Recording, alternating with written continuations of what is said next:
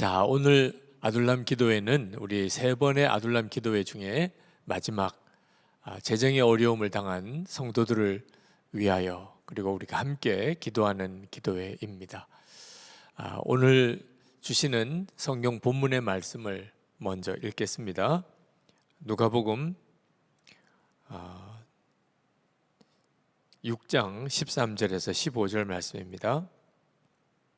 누가복음 6장 13절에서 15절 말씀.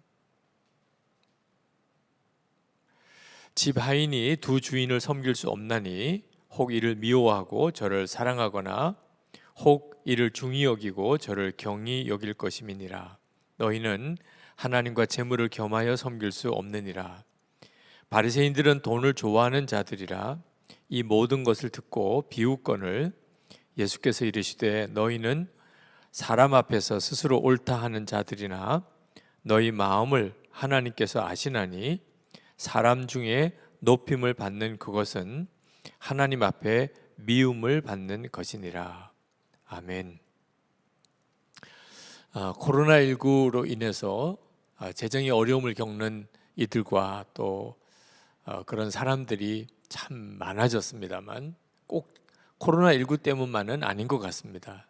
제가 어려서 살아오면서 또 목회자로서 목회하면서 재정의 문제는 항상 저 자신에게도 문제였고 또 우리 성도들에게도 문제였습니다. 재정의 어려움에 대한 문제가 없었던 때가 있었을까? 제 기억 속에는 한 번도 그런 적이 없었다, 그런 생각이 듭니다. 그러므로 이 재정의 어려움은 어쩌면 우리에게 있어서 아주 특별한 어려움이기보다는 하나님의 어떤 섭리와 관련된 문제가 아닐까, 그런 생각이 듭니다. 이따금 하나님은 진짜 축복의 하나님이 맞을까, 그런 생각이 들곤 합니다. 왜냐하면 재정의 어려움을 겪는 하나님의 자녀들, 성도들이 너무 많기 때문에 그렇습니다. 하나님이 정말 재정의 복을 주시는 분일까? 오히려 하나님을 믿지 않는 사람들이 훨씬 더 많은 부를 가지고 있는 것을 볼 때 더욱 그런 마음이 듭니다. 그러나 분명히 성경적으로도 그렇고 또 실제적으로 우리의 삶에 있어서도 하나님은 축복의 하나님이 맞습니다. 하나님은 우리가 풍요하게 살기를 원하시고 또 그렇게 살게 하실 능력이 있으신 분이십니다. 천지가 다 하나님의 것이니까요. 그런데 하나님은 우리에게 무조건 우리가 하나님의 자녀라고 우리에게 재정적인 부유함을 주시지는 않으시는 것이 분명합니다. 분명히 우리의 자녀들이 부유하게 경제적으로 넉넉하게 살기를 부모라면 당연히 원하는 것과 똑같이 하나님께서도 우리가 부유하게 살기를 원하시지만 그러나 부유하게 살게 늘 만드시지 않으시고 오히려 재정의 연단을 주시는 때가 훨씬 많습니다. 성경을 읽어보아도 하나님께서 정말 재정적인 복을 주셨던 하나님의 사람들도 다 재정의 연단을 받았음을 알 수 있습니다. 아브라함도 그렇죠. 복의 근원이라고 하지만 아브라함도 오랜 기간 동안 그는 연단을 받았습니다. 다윗도 아주 무서운 연단을 받았습니다. 욥도 그랬죠. 하나님께서 이렇게 재정의 복을 마음껏 부어 주실 수 있으면서도 하나님이 우리에게 오히려 재정의 연단을 주시는 것처럼 느껴지는 이유, 그건 재정에 영적인 문제가 걸려있기 때문에 그렇습니다. 단순히 우리가 하나님께서 재정을 풍요하게 해주시는 하나님이라고만 믿을 수가 없는 요소가 하나 있습니다. 그건 재정과 관련하여 마귀가 역사하는 것 때문에 그렇습니다. 마귀가 재정에 관여합니다. 그래서 하나님께서 우리에게 재정을 마음껏 허락하지 않으시는 겁니다. 잘못하면 우리가 마귀에게 사로잡혀 버리기 때문에 그렇습니다. 재정에 대한 연단, 성경에 나오는 연단 중에 가장 대표적인 경우가 욥이죠. 그죠? 욥은 당대의 가장 큰 부자였다가 그 모든 소유를 하루아침에 다 잃어버렸습니다. 그런 무서운 재정의 연단을 받았는데 그 배경에는 마귀가 있었습니다. 마귀가 하나님 앞에서 욥을 이렇게 참수합니다. 욥기 1장 9절에 보면 사탄이 여호와께 대답하여 이르되 욥이 어찌 까닭 없이 하나님을 경외하리까. 그러면서 11절에 가서 이제 주의 손을 펴서 그의 모든 소유물을 치소서.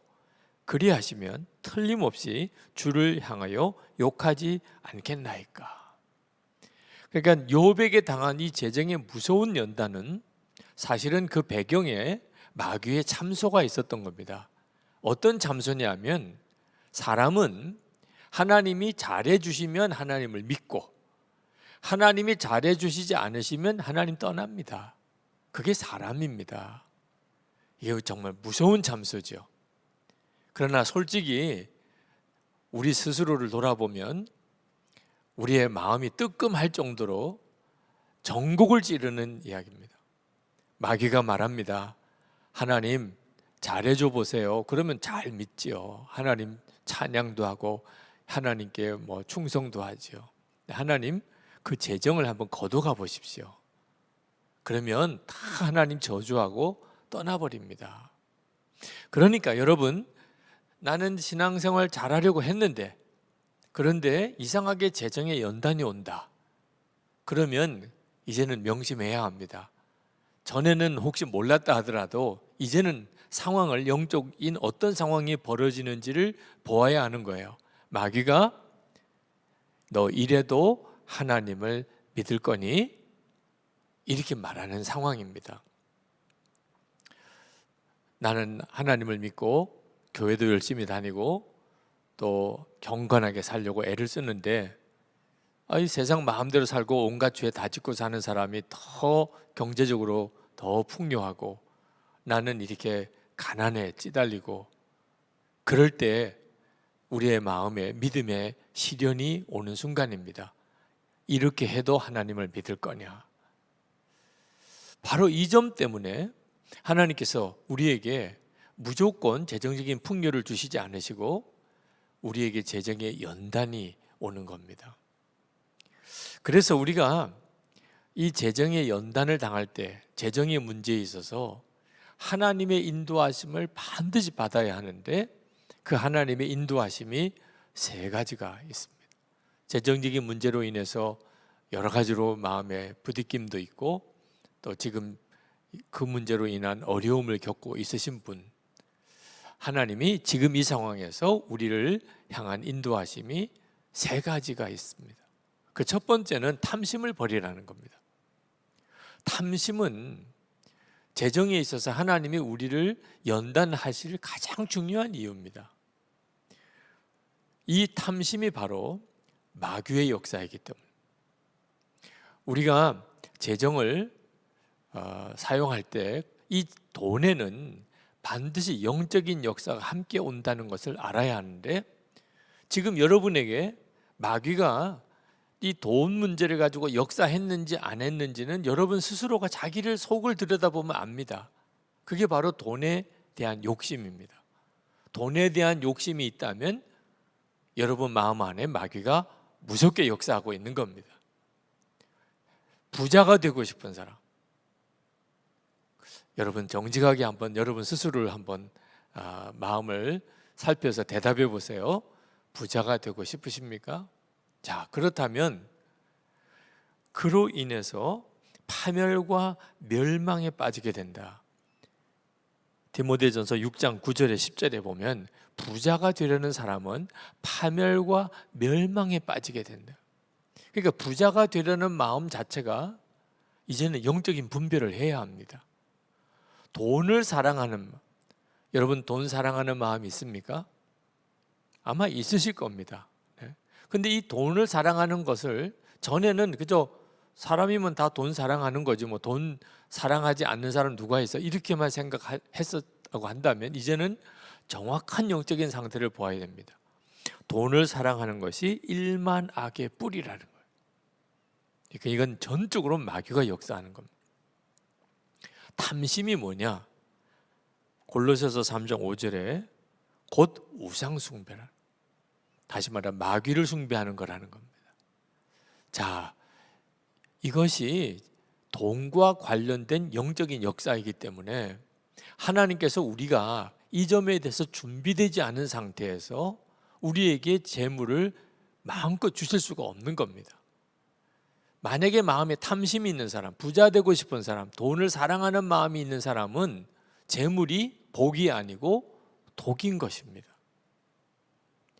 아브라함의 조카 롯이 소할 땅을 택하여 갔습니다. 그는 마음에 풍요함에 대한 갈망이 있었던 거죠. 그게 바로 탐심인 거죠. 아간이 여리고성이 무너졌을 때 하나님이 그 여리고성에 있는 재물은 다 하나님의 것이니까 누구도 손대지 마라. 근데 아간이 그것을 재물을 숨깁니다. 마음에 탐심이 역사하니까. 그리고 아간과 그 집안이 다 죽지요. 엘리사의 종 게하시가 나병에 걸린 나아만 장군, 절대로 그가 가져온 예물에 손대지 말라고 그렇게 엘리사가 당부했는데도 게하시가 그 나아만을 쫓아가서 재물을 탐하지요. 그리고 나아만이 가졌던 나병을 고스란히 게하시가 뒤집었습니다. 아나니아와 삽비라 자기가 땅 팔아가지고 교회에 헌금했는데 마음에 아까운 마음이 들어서 일부를 감추고 그 땅값 다라고 거짓말한 것 때문에 죽어 나갔어요. 그때 베드로가 내 마음에 어찌하여 마귀가 가득하냐 그렇게 이야기를 했습니다. 그러니까 여러분, 재정을 위해서 우리가 하나님께 기도합니다. 하나님, 재정이 어렵습니다. 재정을 빨리 회복시켜 주세요. 하나님 축복의 하나님이시지 않습니까? 라고 기도할 때 우리가 먼저 우리 스스로가 정말 살펴야 하는 것이 내가 돈을 좋아하고 돈을 사랑하고 부자 되려고 하는 마음, 탐심이 내 속에 있는지를 스스로 살펴야 하는 거예요. 내 속에 마귀가 내 속에 가득한 상태에서 부유해지기만을 원하면 그 사람은 완전히 파멸인 거죠. 누가복음 16장 13절에 주님은 이렇게 말씀합니다. 집 하인이 두 주인을 섬길 수 없나니 혹 이를 미워하고 저를 사랑하거나 혹 이를 중히 여기고 저를 경히 여김이니라. 너희는 하나님과 재물을 겸하여 섬길 수 없느니라. 이렇게 말씀하세요. 하나님과 재물은 절대로 겸해 섬길 수 있는 대상이 아닙니다. 그러니까 우리 마음에 돈을 사랑하고 부자 되고 싶고 탐심이 있으면 이미 내 마음은 재물을 섬기고 있는 거예요. 자, 이렇게 말씀하시니까 바리새인들이 그 말을 듣고 예수님을 비웃었다고 그랬습니다. 그러니까 뭐 코웃음을 치거나 벌써 안색이 벌써 안 좋은 거죠. 그때 성경은 그 바리새인들이 그렇게 하는 이유가 돈을 좋아하는 자들이라 이렇게 표현을 합니다. 바리새인들은 하나님의 율법을 철저하게 지키기로 소문난 사람들이에요. 그런데 그 사람들을 돈을 좋아하는 사람들이라고 딱 성경은 아주 딱 단정을 합니다. 겉으로는 하나님을 잘 믿는 것 같은데도 속으로는 돈을 좋아할 수 있다는 거예요. 이런 사람을 율법주의자라고 말합니다. 왜 율법주의자들이 돈을 좋아할까요? 이유는 그들은 은혜라고 하는 개념이 없습니다. 그러니까 자기들이 하나님 앞에 복을 받을 만한 일을 했으니까 복을 받는다고 생각하는 거예요. 그리고 자기들이 복을 받았다면 복을 받은 증거가 분명히 나타나야 된다고 생각해요. 그러니까 부자가 되는 일은 대단히 중요한 문제예요. 만약에 자기들이 가난하다면 하나님 자기를 버린 증거예요. 자기가 하나님을 잘 못 믿었다는 뜻입니다. 철저하게 하나님과 사이에는 내가 심고 하나님이 그것을 나에게 갚아주시는 식의 정말 거래 관계죠. 그래서 율법주의자들, 바리새인들은 돈에 거의 목숨을 겁니다. 돈이 없다는 것은 하나님의 축복을 잃어버렸다. 하나님이 나를 사랑하지 않으신다. 그런 증거와도 같다고 생각하니까 이게 기가 막히게 하나님도 버리게 돼요. 돈을 붙잡느라고. 그래서 부자 청년이 와서 영생을 구할 때 예수님께서 내 가진 소유를 다 가난한 자에게 나눠주라. 그리고 나를 따르라. 자, 영생을 얻을 수 있는 정말 기가 막힌 주님의 초청을 받은 거예요. 그런데 가지고 있는 것을 다 가난한 사람에게 나눠주라고 하니까 그 말로 인하여 마음에 근심하여 떠나갔다고 그랬습니다. 영생도 포기하는 거예요. 바로 이 점 때문에 하나님께서 우리에게 재정에 대한 연단을 먼저 주시는 겁니다. 내가 마음의 탐심을 버리게 하시는 거죠. 탐심이 있으면 그러면 재물의 복은 그에게 가장 소중한 것을 빼앗아 가는 거예요. 우리가 마음에 탐심이 가득해지면 그러면 교회가 더 이상 교회가 안 됩니다. 예수님께서 그 점을 정말 마음 아프게 생각하는 거죠.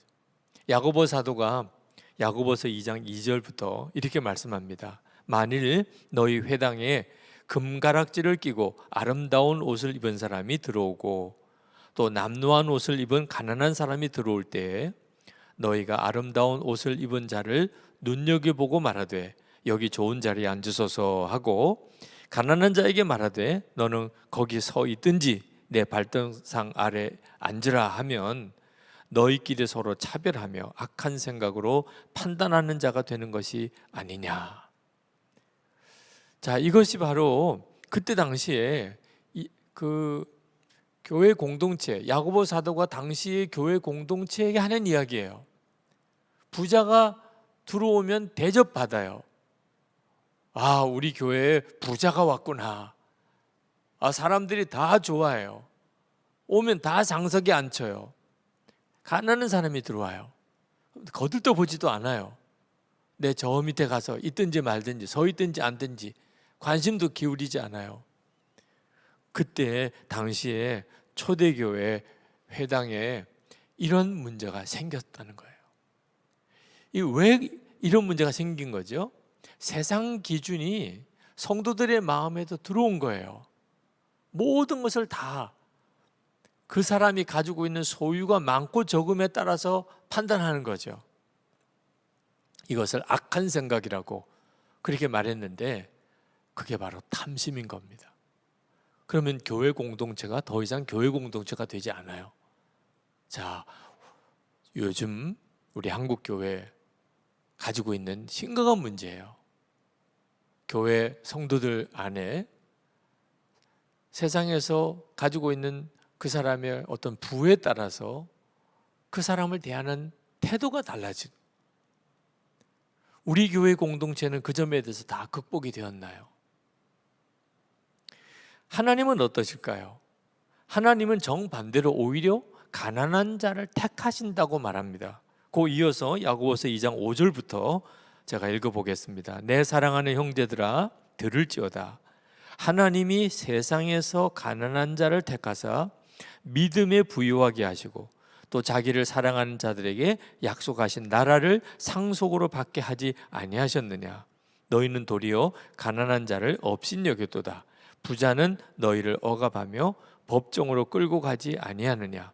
그들을 너희에게 대하여 일컫는 바 그 아름다운 이름을 비방하지 아니하느냐. 하나님은 가난한 자를 택하신다는 거예요. 이건 정말 우리에게 너무너무 중요합니다. 단순히 우리가 돈 때문에 걱정하고 가난 때문에 힘들다 이런 정도의 문제가 아닙니다. 우리가 우리 자신이 진짜 구원받은 하나님의 자녀, 구원받은 그 영혼인가? 우리 교회가 정말 예수님이 내 교회다, 천국 공동체라고 할 수 있는 그런 교회인가 아닌가가 결정나는 거예요. 탐심은요 정말 무서운 마귀의 역사입니다. 요한계시록에서 예수님은 아주 가난했던 서머나 교회를 부유하다고 말했습니다. 요한계시록 2장 9절에 내가 내 환난과 궁핍을 알거니와 실상은 내가 부유한 자니라. 보는 눈이 완전히 다른 거예요. 세상적인 기준으로 보는 거하고 하나님이 보시는 기준으로 보는 게 완전히 달라 보인다는 겁니다. 우리는 세상에서 돈 많은 사람, 당연히 그냥 돈 많은 것처럼 보이죠. 하나님의 라오디게아 교회, 부자였던 교회 이렇게 말씀합니다. 요한계시록 3장 17절에 내가 말하기를 나는 부자라 부유하여 부족한 것이 없다 하나 내 공고한 것과 가련한 것과 가난한 것과 눈먼 것과 벌거벗은 것을 알지 못하는도다. 그 라오디게아 교회는 대단히 부자 교회였는데 주님은 네 가난한 것을 내가 알지 못하는도다. 그러니까 우리가 이제는 알아야 합니다. 우리가 세상의 눈으로, 인간의 눈으로, 사람의 눈으로 보는 거하고 우리 하나님이 보시는 눈이 완전히 다르다는 거예요. 우리가 어디 호텔에 가든지 또는 뭐 어디 상점에 가든지 또는 어떤 마트에 가든지 백화점에 가든지 돈 많은 사람은 돈 많은 대접을 받아요. 돈 많은 사람에게 더 많은 혜택을 주지요. 그 사람이 또 소비를 많이 하니까 대우받는 거죠. 세상은 돈 많은 사람을 대우하는 거예요. 그걸 조금이라도 죄라고 생각 안 합니다. 악하다고 생각하지 않아요. 당연한 거죠. 돈 없는 사람은 돈 없는 대로 대우 못 받는 거죠. 그 세상이 그런 거죠. 교회는 달라야 한다는 거예요. 교회도 마치 세상하고 똑같아져 버리면 이건 정말 무섭다는 거예요.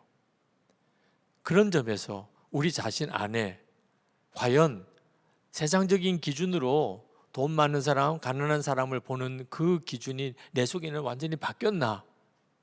탐심이 내 속에 있나? 돈을 좋아하고 돈을 사랑하는 거, 부자 되고 싶은 마음이 내 속에 여전히 남아 있느냐? 이제는 없어졌느냐? 여기에 따라 달라지는 거예요. 우리가 하나님의 말씀대로 살면서 세상에서 부유하게 살지는 못했다. 그러면 정말 잘 된 거예요. 이건 진짜 잘 된 거예요. 내가 하나님의 말씀대로 살기 위해서 세상에서는 부유하지 못한 거. 그 사람은 하나님의 나라에서 받을 상급이 크니까. 우리가 세상에서 하나님의 말씀대로 살았는데 세상에서 아주 부유하게 복을 받았어요. 그것도 잘된 일이죠. 그걸 나쁘다고 말할 수는 없는 거죠. 그러나 한 가지 기억해야 될 것은 하나님 앞에 갔을 때 받을 상이 없을 수도 있어요.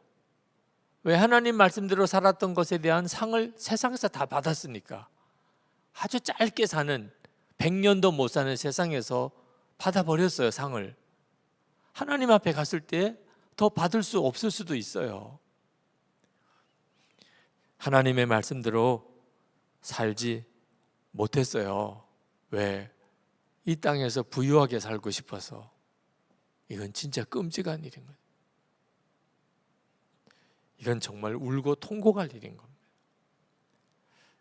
여러분이 그 점에 대해서 명확해야 비로소 하나님은 여러분에게 재정적인 일을 맡길 수가 있는 거예요.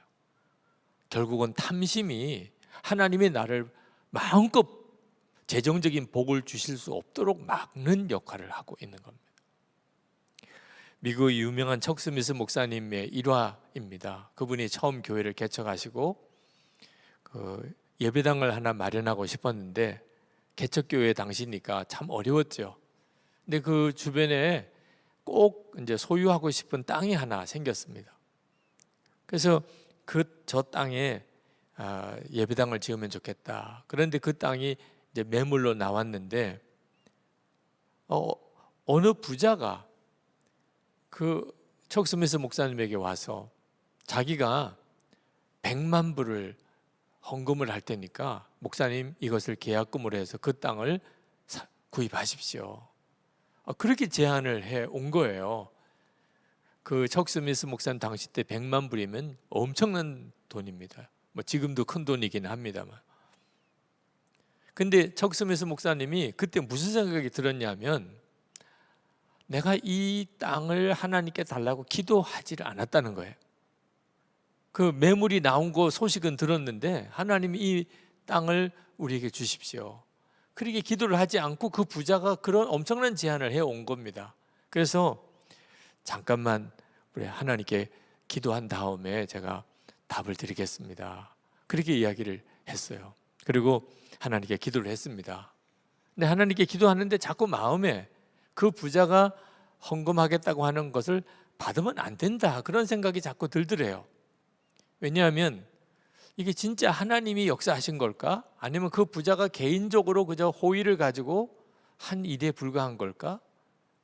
그런 문제 때문에 자꾸 마음이 시달림이 된 겁니다. 만약에 매물이 나왔는데 하나님께 기도를 했어요. 하나님, 이 땅을 우리가 소유하고 싶습니다.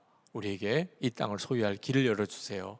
그랬는데 그 부자가 만약에 100만 불을 헌금하겠다 그러면 진짜 응답인 거죠. 아, 하나님이 이렇게 이 사람을 통해서 이렇게 역사하시는구나. 근데 자기는 한 번도 기도를 안 했는데 그 사람이 100만 불을 내겠다고 이야기를 한 것이 자꾸 자기 마음을 자꾸 요동하게 만드는 겁니다. 내가 이 부자를 더 의지하게 하는 거 아닌가, 하나님보다. 아, 이거는 굉장히 위험한데, 그래서 그 부자에게 거절합니다. 저는 그 돈을 받을 수가 없습니다. 하나님이 허락하심이 없는 것 같습니다. 제가 그 일화를 읽을 때가 제가 신학교를 졸업하고 이제 막 목회를 시작할 때였어요. 저는 그 척스미스 목사님을 이해할 수가 없었어요. 그때는 이 기도를 하기 전이나 후나 그게 무슨 상관이란 말이야. 그렇게 큰 돈을 헌금해서 그 땅을 살 수 있게 되는 것은 그건 하나님의 역사지. 그렇게 믿으면 되지. 근데 지금쯤 와서 가만히 그때 일을 생각하니까 척스미스 목사님이 이해가 돼요. 그분이 뭐 때문에 그걸 그렇게 주저했는지. 돈에는 마귀적인 힘이 있습니다. 돈을 의지하고 사람을 의지할 수 있게끔 우리를 이렇게 사로잡는 힘이 있는 거예요. 척스미스 목사님 자기도 모르게 그런 어떤 영적인 역사를 느끼게 된 거죠. 기도를 하고 응답받은 게 아니고 먼저 돈부터 생긴 거예요. 그게 척스미스 목사님을 긴장하게 만든 거예요. 대단히 위험하다. 이건 대단히 위험한 거야. 그걸 포기하고 난 다음에 정말 참 놀라웠게 하나님께서 빚 하나 안 지고 결국 그 땅을 소유하게 만들고 거기에 이제 예배당을 짓게 되죠. 지금쯤 와서 보니까 탐심이라는 게 목사의 마음에도 무섭게 역사하는구나. 여러분, 절대로 이것을 작게 생각하면 안 됩니다. 우리가 재정적인 어려움을 겪는다 하는 문제보다 더 심각한 문제는 돈 때문에 영혼을 팔아버리는, 완전히 마귀 종이 되는 일이, 그게 훨씬 더 무서운 거예요. 야고보 사도는 여러 가지 시험을 만나거든 온전히 기쁘게 여기라, 그런 말씀하셨어요, 야고보서에. 그런데 야고보서 5장에 가서는 들으라 부한자들아, 너에게 임할 고생으로 말미암아 울고 통곡하라. 여러 가지 시험을 만날 때는 온전히 기쁘게 여기라 그러더니 부유한 자들에게는 울고 통곡하라고 이야기를 해요. 세상에 이게 뒤집어져도 한참 뒤집어진 거죠. 여러 가지 시험을 만난 사람은 울고 통곡해야 되고 부한 자들은 온전히 기쁘게 여겨야 되는 거 아닙니까? 근데 완전히 뒤집어 놓고 이야기를 하는 거예요. 탐심이 있는 자가 부유함을 얻게 됐을 때 그 영혼이 궁극적으로 처해질 그 상황이 너무 두렵기 때문입니다. 야고보서 5장 2절 3절에 너희 재물은 썩었고 너희 옷은 좀 먹었으며 너희 금과 은은 녹이 슬었으니 이 녹이 너희에게 증거가 되며 불같이 너희 살을 먹으리라. 너희가 말세에 재물을 쌓았도다. 돈을 많이 모아두는 게 절대로 복이 아닙니다. 이제 그 뒤에 하나님의 인도하심이 또 이 문제와 관련해서 나오니까 그때 그 문제를 더 말씀을 드리죠. 우리가 돈에 대한 이 탐심, 욕심이 없어졌는지는 하나님이 우리를 어떻게 쓰실지에 대한 대단히 중요한 테스트 과제예요. 제가 부산에서 목회할 때 가까이에 일신 기독병원이라고 있었습니다. 그 일신 기독병원은 호주 선교사님들이 세우신 병원이에요. 근데 호주 선교사님들이 한동안 병원을 다 경영을 해 가시다가 어느 시점쯤에 이것을 이제 한국 사람에게 이 병원 경영을 넘겨줘야 되겠다, 그런 판단을 했습니다. 자, 그런데 누구를 믿을 수 있는지가 그분들이 자신이 없어요. 어떤 사람에게 이 병원 경영을 맡길까? 그래서 그 호주 선교사님들이 테스트를 했다는 거예요. 그들이 사무실에서 같이 일하는 직원들이, 이제 한국 직원들이 같이 사무실에서 같이 일을 하는데, 선교사님이 퇴근하면서 책상 위에다가 돈을 놓고, 그냥 서랍에 안 놓고 금고에 안 놓고 그냥 돈을 책상 위에다 올려놓고 먼저 퇴근을 해버리는 겁니다.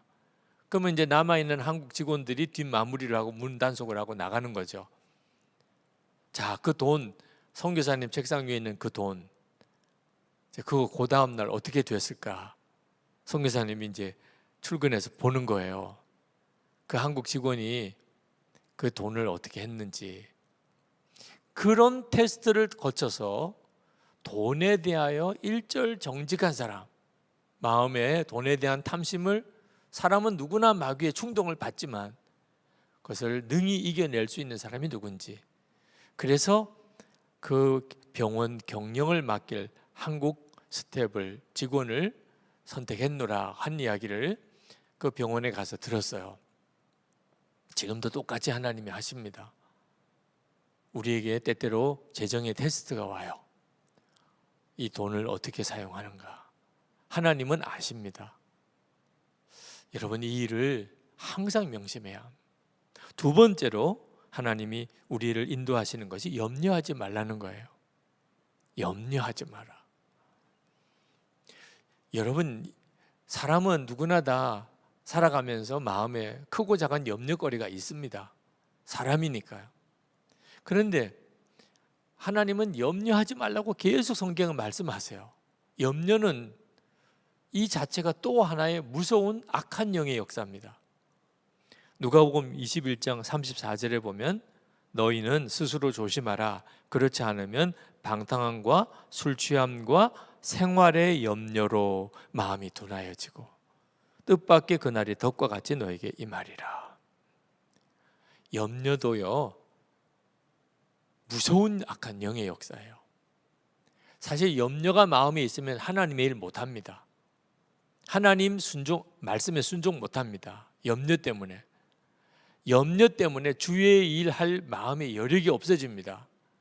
계속 염려하고 사는 거예요.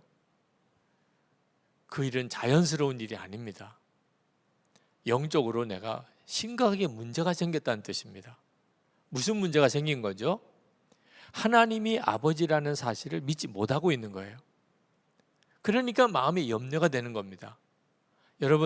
여러분의 자녀들이, 어린 자녀들이 내일 밥 먹을 거 염려합니까? 가진 거 아무것도 없어요, 그 아이들이. 그런데도 그 아이들은 내일 아침 일어나면 그냥 차려져 있을 거라고 생각해요. 세상에 이런 믿음이 얼마나 놀랍습니까? 아무것도 가지고 있지 않으면서도 저녁 늦게까지 내일 아침거리 생각을 안 해요. 그리고 졸리면 자요. 눈 뜨면 밥. 마치 무슨 빚쟁이가 빚 받으러 온 것처럼 그냥 식탁에 가서 앉아요. 그러면 밥이 차려질 거라고 생각하는 거예요. 이유는 엄마 아빠가 있으니까. 엄마 아빠를 믿는 거죠. 하나님이 우리의 아버지세요. 우리가 예수 믿고 구원받은 영혼이에요. 가장 놀라운 복이 하나님이 아버지세요. 그렇다면 당연히 우리도 어린아이처럼 더 이상 이제는 먹고 입고 사는 것에 대한 염려가 없는 거죠. 예수님이 그렇게 말씀하셨어요. 하나님 아버지가 우리를 먹이고 살리지 않겠느냐, 무엇을 먹을까 입을까 염려하지 마라, 하나님의 나라를 위해서 먼저 기도해라, 그렇게 말씀하셨지 않습니까?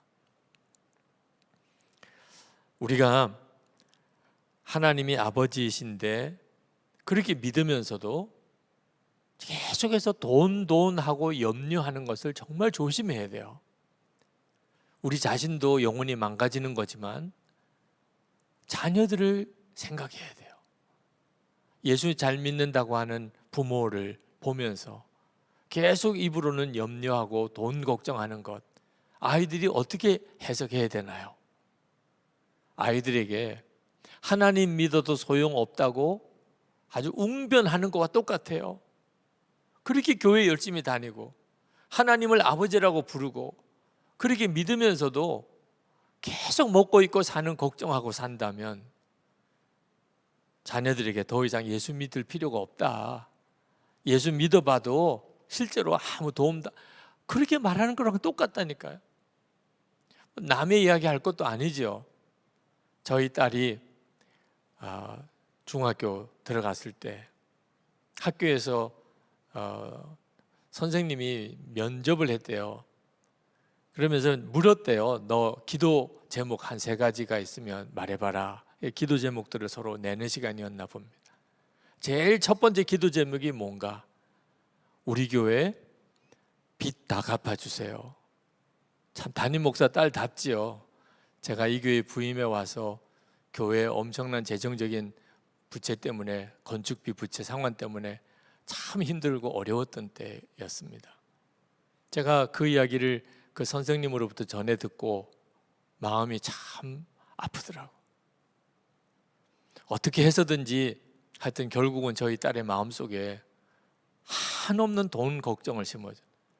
그 중학교 들어간 아이의 3가지 기도 제목 중에 첫 번째가 교회 부채를 갚아달라. 우리도 모르는 사이에 우리는 우리 주변에 영적인 영향력을 끼쳐요. 염려는요, 정말 무서운 영향력입니다. 바울은 부한데도 처할 줄 알고 비난데도 처할 줄 아는 일체의 비결을 배웠다 그랬습니다. 빌립보서 4장 12절에 나는 비천에 처할 줄도 알고 풍부에 처할 줄도 알아 모든 일 곧 배부름과 배고픔과 풍부와 궁핍에도 처할 줄 아는 일체의 비결을 배웠노라. 기가 막힌 거죠. 이것이 바로 예수를 믿는 사람의 고백이에요. 가난해도 좋아. 부자가 되어도 나는 실족하지 않아. 왜? 어떻게 사는지 다 나는 사는 법을 배웠으니까. 근데 그 비결이 뭘까요? 그 비결이 13절 말씀에 보니까 능력 주시는 자 안에서 모든 것을 할 수 있느니라. 그러니까 예수님 안에 거하는 것 때문에 가난해도 상관없고 부유함이 와도 자기는 그 점 때문에 마음의 시험이 없다는 거예요. 이것이 바로 우리가 예수님을 진짜 믿게 될 때 우리 안에 일어나는 역사예요. 여러분이 정말 돈보다도 더 큰 주님이 진짜 믿어져서 마음속에 더 이상 염려가 사라졌는지 여러분 자신을 한번 돌아봐야 됩니다. 저도 가족을 먹이고 입힐 방법이 없어서 정말 3개월 동안 하나님 앞에 전심으로 기도만 해야 될 그런 때도 있었어요. 제가 1년 동안 교회에서 건축비 헌금을 해야 되니까 생활비 다 헌금 작정하고 생활비 없이 1년 동안을 살아본 적도 있습니다. 이 교회에 와서 건축비 엄청난 부채를 지고 이걸 도대체 어떻게 감당하나 마음의 그 눌림 때문에 심장에 쇼크가 왔던 일도 경험했던 적이 있어요. 그런 재정적인 무서운 염려가 다가올 때 그때마다 이길 수 있었던 길은 나는 죽었습니다. 그 고백이었어요. 십자가에서 예수님과 함께 우리가 십자가에 함께 죽었고 이제는 예수님의 생명으로 살게 되었다. 로마서 6장 3절 4절의 그 복음, 갈라디아서 2장 20절의 그 복음을 그대로 살아내지 않으면 염려를 이길 수 있는 길이 없었어요. 그리고 지금 여기에 와 있는 거예요. 하나님은 우리를 반드시 염려하지 않고 사는 훈련을 하게 하시는데 주님을 바라보는 눈을 분명히 뜨게 하실 때 그렇게 됩니다. 강화도에 있는 어느 교회가 필리핀 선교를 갔을 때예요. 근데 필리핀에 도착을 해서 숙소에 들어갔는데 충격적인 이야기가 들린 거예요. 재정을 맡은 회계 담당하시는 집사님이 돈을 잃어버렸다는 거예요. 그 선교 여정 동안에 모든 재정을 그 집사님이 다 가지고 있는데 그 돈을 넣은 봉투가 없어진 거예요. 분명히 돈을 가지고 비행기를 탔고, 그리고 비행기에서 내려서 입국을 했고, 그리고 택시를 타고 숙소에 왔는데 거기서 가방을 열어보니까 돈 봉투가 없는 겁니다. 다들 멘붕 상태에 빠져. 이제 이 선교 여정 동안 어떻게 우리가 이 여정을 감당하며 또 우리가 어떻게 생활도 하며, 그래서 다들 모여서 심각하게 논의를 하고 비상금 있는 거 다 꺼내라. 그래서 다들 가지고 있는 비상금, 선교 여행을 오긴 왔지만 그래도 외국을 나온 거니까 혹시라도 이것저것 쓸 거 있지 않을까, 혹시 살 것도 있지 않을까 생각해서 모아둔 거 다 꺼내놓을 수밖에 없었어요. 그래가지고 그 비상금 다 모아가지고 선교 여정은 이제 겨우 감당을 했습니다. 그리고 이제 공항으로 이제 귀국하려고 공항으로 갔는데 공항 가는 택시를 불러다가 이제 갔는데 어느 한 팀이 택시를 타보니까 자기들이 공항에서 숙소까지 올 때 그 택시들이에요. 그 기사도 그렇고 차도 그렇고. 그때 누가 한 분이 무슨 생각이 번뜩 들었냐면 혹시 돈을 택시에 흘린 건 아닐까? 그런 생각을 해서 자기가 앉아있는 뒷자리에 그 의자에 등 받침하고 앉는 시트 사이에 그 틈 사이를 이렇게 손을 집어넣어 가지고 다 봉투가 만져지더래요. 그러고 보니까는 회계 집사님이 거기 앉았다가 그리고는 봉투를 빠뜨리고 거기에 들어간 거예요. 그리고는 그 여정 내내 그 택시가 돌아다니고 영업을 했는데도 누구도 그걸 못 발견한 거죠. 그리고 선교팀이 마지막 돌아오는 길에 그걸 찾은 겁니다. 공항에서 난리가 났겠죠. 돈 찾은 것도 참 기가 막히고 그 과정도 기가 막히고, 무엇보다도 돈 하나도 없이 그 선교 여정 다 마치고 이제는 선교비 통째로 다 다시 되찾은 거예요. 그래서 그 선교사님 학교 설립하는 과정에 필요한 재정으로 마지막 헌금 다 드리고, 어차피 그 돈은 선교비로 쓰려고 가져온 거니까. 그리고는 돌아왔었노라고. 그러면서 이제 비행기 타고 오면서 선교팀 안에 이제 정말 간증이 막 풍성해진 겁니다. 한 분이 그런 이야기를 하더래요. 돈을 잃어버리고 비상금까지 다 털어내고 난 다음에 딱 마음이 정리가 되더래요. 물건 살 거, 돈이 없으니까 물건을 어떻게 사요? 쇼핑할 생각, 돈이 없는데 어떤 쇼핑을 해요? 그냥 오직 주님만 바라보고, 그리고 정말 선교지 가는 데마다 그 현지인들 섬기고 기도하고 복음 전하는 거에만 올인할 수 있었다. 돈이 없으니까 그렇게 되더라는 거예요. 그리고 자기가 가장 놀라운 복을 받았다. 해외 나오는 길에 면세점도 들러보고 뭐도 사고 이렇게 생각을 처음에 나올 때는 그런 생각도 가졌는데 그게 싹 없어졌다는 거예요. 하나님께서 우리에게 때때로 재정에 대해서 우리를 참 우리가 스스로 생각하기에는 이렇게까지 하셔야 됩니까? 라고 우리를 몰아가실 때가 있는데, 하나님이 원하시는 것은 주님만 바라보라는, 실제적인 체험을 주시려고 하는, 돈 없이도 살 수 있다는 것을 우리에게 실제로 경험하게 해주시려고 하십니다. 주님만 함께 계신다면.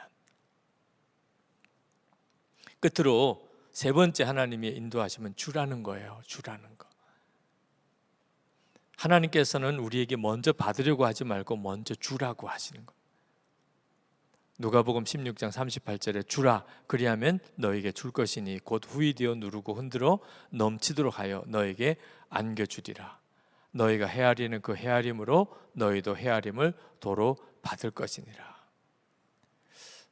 하나님께서 이렇게 우리에게 먼저 주라고 하시는 거, 그 다음에 하나님이 넘치도록 안겨주시겠다고 하셨는데, 이렇게 먼저 줄 수 있는 것은 우리가 복이 있는 자이기 때문에, 돈을 많이 벌어서 복을 받는 게 아니고 우리는 돈이 있으나 없으나 이미 복이 있는 자예요.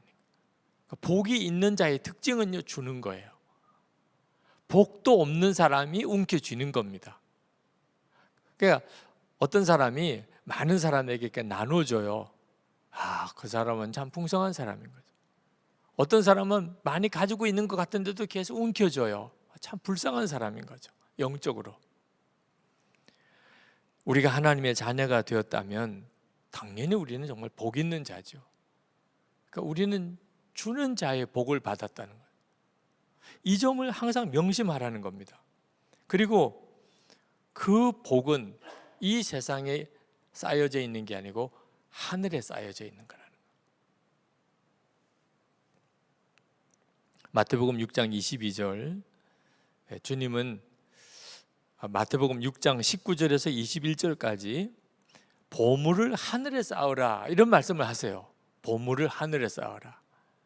그러고 난 다음에 22절부터 눈에 대한 말씀을 하십니다. 눈은 몸의 등불이니 그러므로 내 눈이 성하면 온몸이 밝을 것이요. 23절에 눈이 나쁘면 온몸이 어두울 것이니 그러므로 내게 있는 빛이 어두우면 그 어두움이 얼마나 더하겠느냐.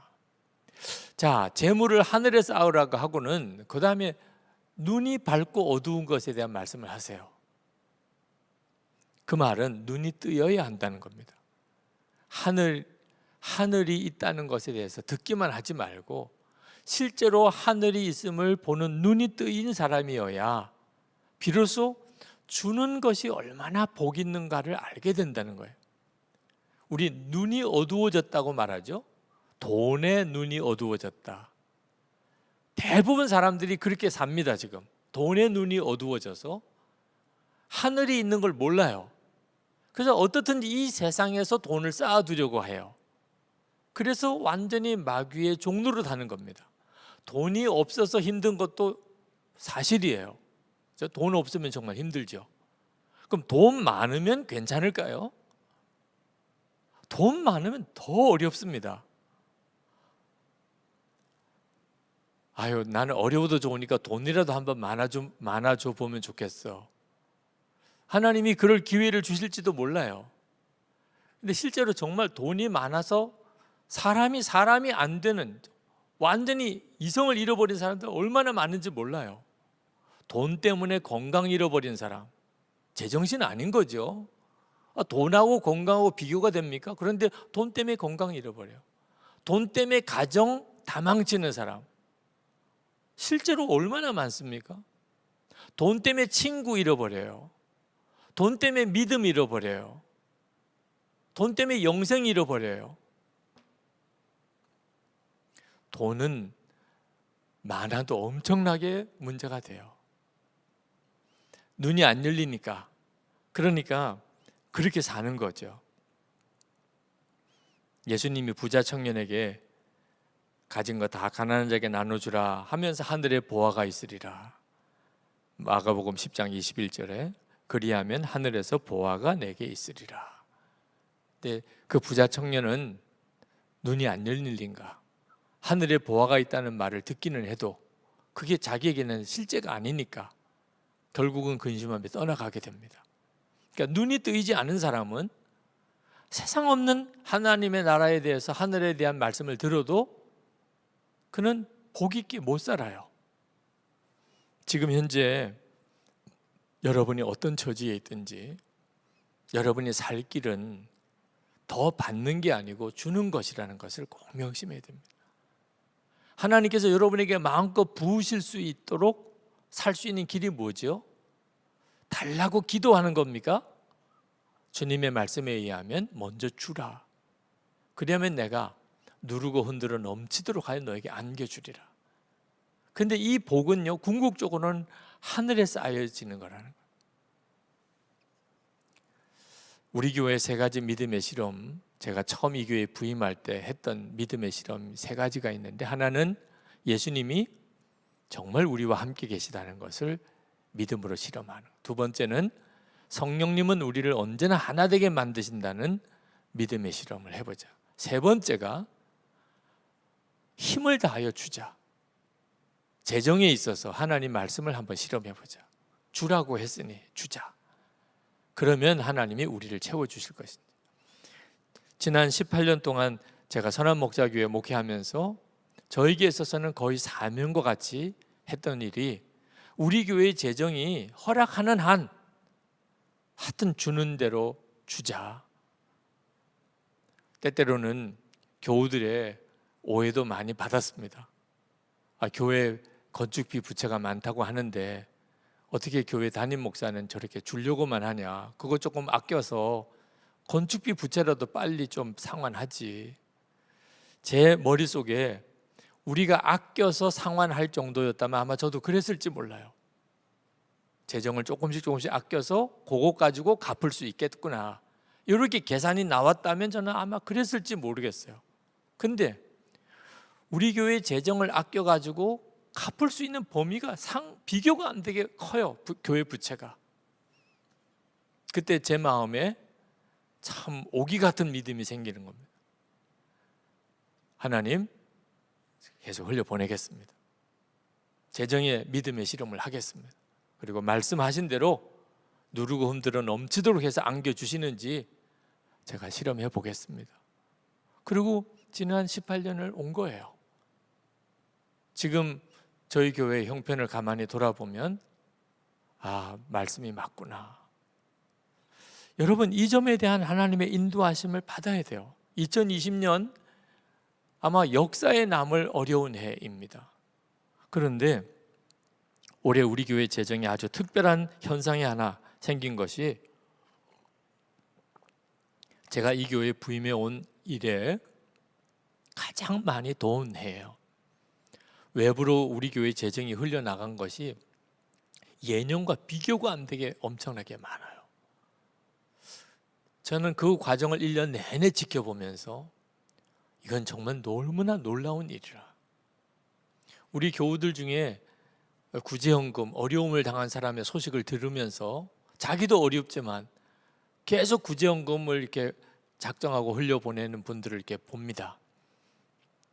그분들을 소개하고 싶은 마음도 있어요. 그런데 본인들이 극구 그것을 원하지 않으니까 누가 어떻게 헌금한 것에 대해서 일절 제가 광고하거나 알린 적이 없어요. 근데 참 많은 분들이 재정적으로 어려운 사람을 도와주세요, 어려운 교회를 도와주세요, 어려운 선교사님을 도와주세요, 어디에 어렵다는 이야기가 있으면 그렇게 헌금들을 많이 하셨어요. 저는 그래서 2020년이 절대로 어려운 해만은 아니라고 확신하는 거예요. 2020년에 믿음의 이 섬긴 주는 씨가 엄청나게 뿌려진 해예요. 하나님은 역사하고 계신 거죠. 하나님의 역사가 아니라면 있을 수가 없는 일이에요. 이 땅에서도 하나님이 그 증거를 주시겠지만 무엇보다 하늘나라에서 받을 상급이 엄청난 거예요. 며칠 전에 제 아내가 교회 성전 기도하러 저녁에 나오면서 늘 성경책 기도 노트 이렇게 가지고 교회 와서 예배 드리는 거니까, 기도하는 거니까 지갑도 빼놓고 가방도 빼놓고 성경책하고 노트만 들고 교회를 와서 기도를 했는데, 그날따라 갑자기 마음에 돈을 조금 마련해서 봉투에 가지고 갈 마음이 턱 생기더래요. 누군가를 만날 것 같은 생각도 들고. 그런데 이게 진짜 하나님이 주신 마음인지 아닌지 자신은 없는데 믿음의 실험을 한번 해봐야 되겠다. 그래서 그걸 봉투에다가 돈을 넣어가지고 성전에 와서 예배당에서 기도를 하는데, 기도를 하고 나오는데 어느 집사님이 탁 눈에 뜨이더래요. 근데 마음에 저 집사님이구나, 저분에게 드리라고 하는 거구나, 이런 생각을 했다는 거예요. 그래서 순종하는 마음으로 그 집사님에게 가서 봉투를 드리고 하나님이 마음을 주신 거예요, 그렇게는 전하고는 돌아왔다는 거죠. 근데 마음에 정말 이게 하나님의 인도하심인지 아니면 그냥 내 생각으로 그냥 한 건지, 생뚱맞게 어느 집사님한테 그냥 돈을 다 드리고 왔으니 또 그 집사님 뭐라고 당황해하지는 않을까, 뭐 여러 가지 복잡한 생각을 했었답니다. 그 다음 날 그 집사님 남편의 페이스북을 이렇게 보는데 그 내용이 쫙 나와 있더래요. 그 내용에 대해서는 제가 다 소개를 해드리고 싶지는 않습니다. 혹시 보신 분도 있을지는 모르겠어요. 그 페이스북에 얼마나 그날 재정적인 어떤 위기 상황에 처해졌으며 전적으로 하나님만을 의지했으며 그리고 교회와 성전에서 기도를 했으며, 근데 갑자기 뜻밖의 교회 담임 목사님 사모님이 봉투를 하나 이렇게 건네주고 그러고는 하나님이 주신 거예요. 그러고는 가시는 거예요. 그 재정 문제로 인해서 하나님께 의탁하고 기도했던 그 과정에 대한 여러 가지 과정을 쭉 쓴 내용을 보고는 기가 막히게 하나님이 하신 거구나. 여러분, 이런 일은요 정말 황홀한 일인 거죠. 사실 우리가 돈을 얼마를 어떤 어려운 사람에게 줬다는 게 의미가 있는 게 아니고 하나님이 하시는 일에 내가 도구가 되었다는 거예요.